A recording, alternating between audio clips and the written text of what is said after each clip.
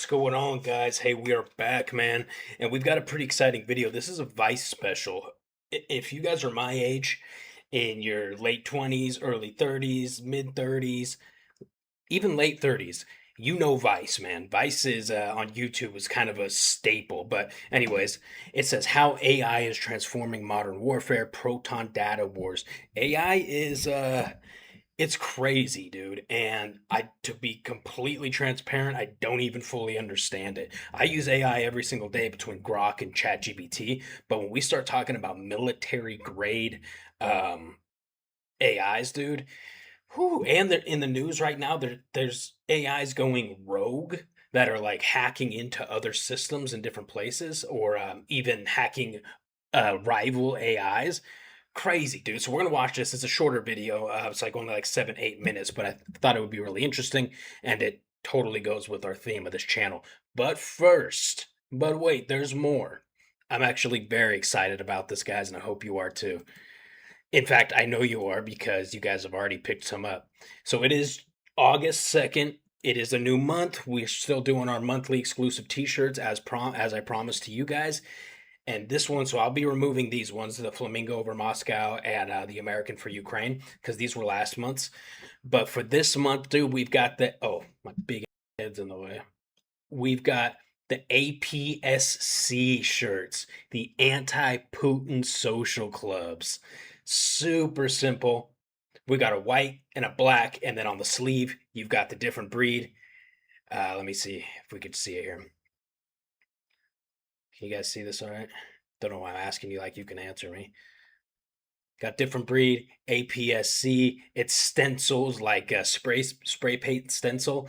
This is the shirt I'm the most excited about, and it might sound silly because it's so simple, but it's such a strong statement. And to see people, this shirt is not for people that are like low key, people that don't want to be like talked to in public and shit. This is for my people out there that want to scream from the hilltops, F Putin, F the Russian Federation, F communism, and Slava Ukraine. But I just love it. So I wanted to show you guys, this is this month's tee. If you want one, link will be in the description. Discord link in the description. We keep all of our uncensored content there for our members.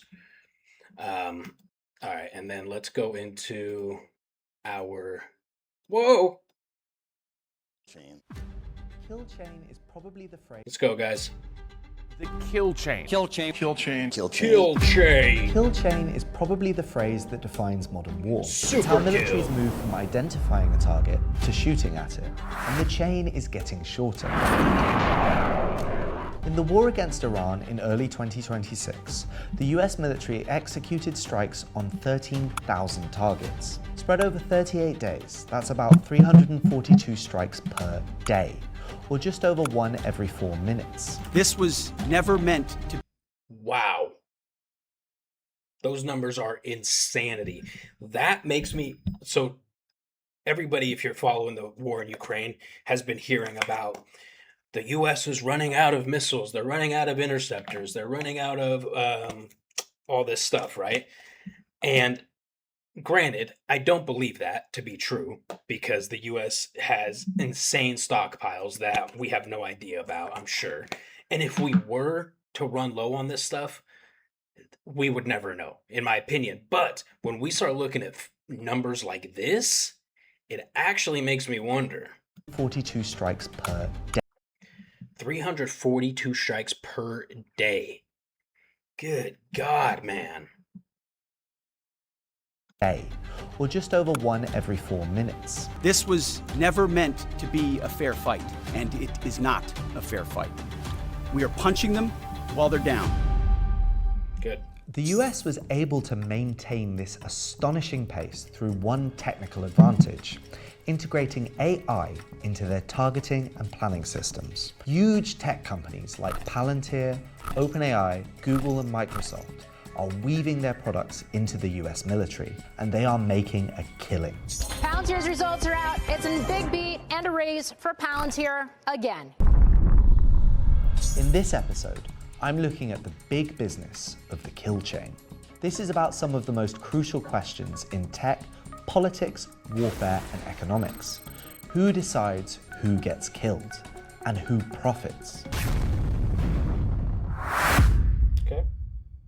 So, in a world where we're used to armies talking in euphemisms like collateral damage for dead civilians and enhanced interrogation for torture, the phrase kill chain feels almost refreshingly honest. In essence, this is the process by which militaries move from selecting a target to actually firing at it. AI can shorten what the military calls the kill chain. That is the process, usually driven by humans, that can take days or weeks in selecting a target. But AI can shrink that to milliseconds. The interface that the US military uses is called the Maven Smart System, developed by Palantir for a reported $1.3 billion.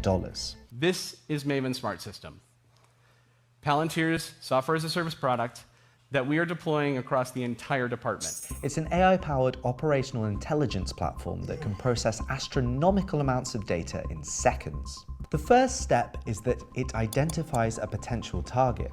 This functions like a sort of Google Earth in real time that allows military planners to trace specific data points. Each of these little numbers appearing on screen represents a unique data point. Let's say one of those vehicles. Maven can cross-reference that number with every other intelligence database in seconds to track where that vehicle has been, who's driving it, and if it represents a legitimate target. But what's unique about Maven is the second step, an interface that actually allows targeters to plan and action strikes. Once you have a detection that you want to actually move into a targeting workflow, for example, this is what we do. Left click, right click, left click, magically, it becomes a detection. This essentially looks like a Kanban workflow model that's used in many software development and IT companies. This one is just geared towards killing people. Yeah. From there, we come to the third step. The same system one is just That's crazy, man. Anybody who's worked any kind of a corporate position has probably used some kind of a software similar to this, where you organize, whether it be sales leads or organize shipping contacts or all kinds of stuff, right? Incoming calls, outgoing calls. But it is geared to kill people. That is crazy looking. many software development and IT companies. This one is just geared towards killing people. From there, we come to the third step. The same system guides the targeter to decide what weapon is best to use. We now move into COA generation, course of action generation, where we are automatically, via a number of factors, trying to identify what the best asset to prosecute a target looks like, all from one system. This is revolutionary. This is warfare wrapped up in startup Wow. culture. And we're seeing this kind of hard sell becoming standard across Silicon Valley, with tech bro CEOs making big claims for algorithmic warfare. Palantir is here to disrupt and make the institutions we partner with the very best in the world, and when it's necessary, to scare enemies and on occasion kill them. But things can go seriously wrong. On the first day of the Iran war, US forces struck a girls' school in Minab, killing over 150 people, mostly children between the ages of 7 and 12. What went wrong here? With all of this multi-billion-dollar tech, Let's make a comment on that, because there's a lot of people in my comment sections that like to bring that incident up when I talk about supporting eliminating the IRGC, the terrorist organization, as well as other terrorist proxies. That instance is awful. So bad. So sad. It is terrible. Full stop. Next point. These terrorists still need to die. Because a mistake was made, an awful, horrendous mistake was made, does not mean these terrorists need to die any less. how could catastrophic mistakes like this happen? Well, this building used to be part of a military facility, but as far back as 2016, the building was separated from that facility and turned into a school. But the US targeting database was never updated. So when Maven analyzed the target, all it saw was a military base. What's crazy here is that it's not like this school was some big secret. It was public knowledge. Any human being could have found it with a 2-minute Google search. But no human did, because the whole point of systems like Maven is to take humans out of the process. Once I started digging even a little, it became clear that it's not just Palantir that's involved here. Almost every major tech company seems to view military AI as a gold rush, and they want in. In fact, the original company brought in to develop Maven was actually Google, but so many employees protested that Google pulled out of the deal, allowing Palantir to step in. We are mercilessly and proudly patriotic. That's obvious. But wouldn't you know it, after Google pulled out of Project Maven back in 2018, the company has since quietly re-entered the war tech space, along with Microsoft, OpenAI, SpaceX, Amazon, and pretty much every major US tech company. But probably the most intense laboratory for AI-enabled warfare has been Israel's campaign against Hamas in Gaza since October the 7th, 2023. Israel has been using an artificial intelligence machine called Lavender to identify thousands of potential Hamas targets in Gaza. The report says Israeli intelligence sources who served in the current war told how Lavender collects information on almost all the 2.3 million residents of the Gaza Strip through a system of mass surveillance. In 2021, Google and Amazon signed a $1.2 billion deal with the Israeli military to create Project Nimbus, weaving their AI into intelligence analysis. In the same year, Microsoft signed another $133 million deal, making the Israeli Ministry of Defense its second biggest global client. But here's where I find things getting a little ironic. Because just as the US and Israel are using AI to bomb Iran and its proxies, Iran itself is using the same American AI to hit back. What we're seeing is Iranian hackers using tools available with OpenAI and Google to accelerate their attacks. Iranian military journals point to Iran also integrating AI systems in military targeting, showing how AI can enhance the capabilities of smaller armies to stand up to superpowers using asymmetric warfare. Just like we've seen Ukraine using AI targeting to level the playing field against Russia. And thinking about it, maybe this is what I find most worrying. I feel like that comment could get misinterpreted. I do believe Ukraine's using AI to mark targets, but specifically most likely in their medium to long range targets, things that are further past the zero line in the initial kill zone. To my knowledge, there's no FPV teams on the front that are using AI in this way. More and more Silicon Valley CEOs cluster around Donald Trump, hoping for contracts, and the administration seems more and more intent on diluting rules and limitations on how this technology is used. It's getting easier to imagine a future of fully autonomous weapons systems with no human in the loop at all. And having witnessed the battlefields in Hold on, I'm sorry. This is what I find Donald Trump. Sorry, I just wanted to mention this. Did this feel weird to anybody else when this dinner happened, where it was basically your ticket to entry was you had to be a multi-billion-dollar CEO of some massive corporation, and then they all just kind of went around the table and shared how much they're going to give the current administration? Was that weird to anybody else? I don't I don't know. It just felt strange to me. I was like, this almost feels dystopian in a way. Like, well, I'll give you 25 billion, Mr. Trump. I'll give you 50 billion. And Trump's like, that's okay, very good. It was like gross. Hoping for contracts. And the administration seems more and more intent on diluting rules and limitations on how this technology is used. It's getting easier to imagine a future of fully autonomous weapons systems with no human in the loop at all. And having witnessed the battlefields in Gaza and Iran, that feels like a future in which we all need to protect ourselves and our data. There's a new war in the Middle East. That was The kill chain. that was really cool video, dude. If you're interested in that kind of stuff, you probably love that as much as I did. But I'm very curious your guys' take on AI in general, and then AI integrated into the military or militaries.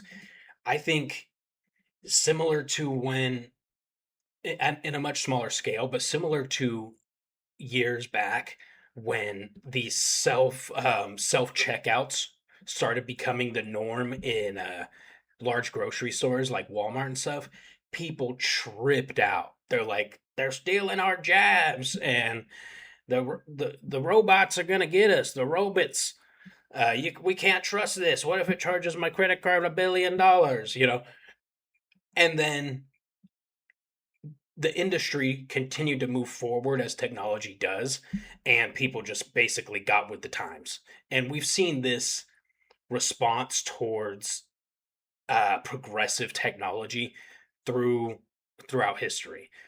There's a group of people who will fight it, fight it, fight it, and then eventually they realize, okay, now the only person that they're hurting by fighting it anymore at this point is themselves.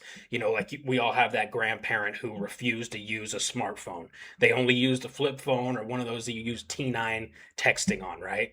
And granted, they may have taken that to the grave, but a lot of them had to end up eventually learning at least the basics of smartphones to stay in touch with their relatives and stuff. So this is just another small scale example of what I think of how I think AI in general is going. But again, this is a much broader topic that involves way more people. There are so many people against AI, and I do think Hollywood has played a little bit of that because of movies like Terminator and these where the machines take over the inner iRobot, and an AI system turns rogue and it ruins the world.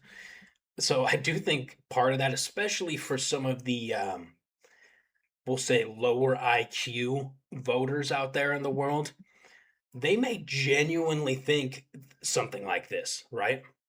So for what I would consider to be your intermediate, your median level uh citizen with a baseline level of technology knowledge and IQ, I think most of them are on board with AI.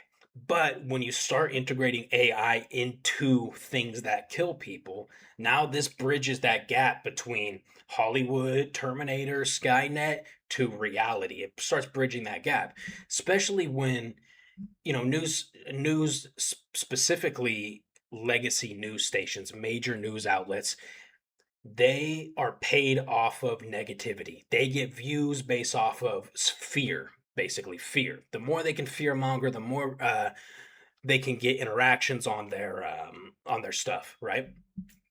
So the second an AI system has a glitch, something happens, news is all over it. They're like, it's happening as expected. Palantir is now killing um, SpaceX, or the most recent thing was, I think it was actually Palantir hacking into a smaller AI system somewhere in the southwest of the United States.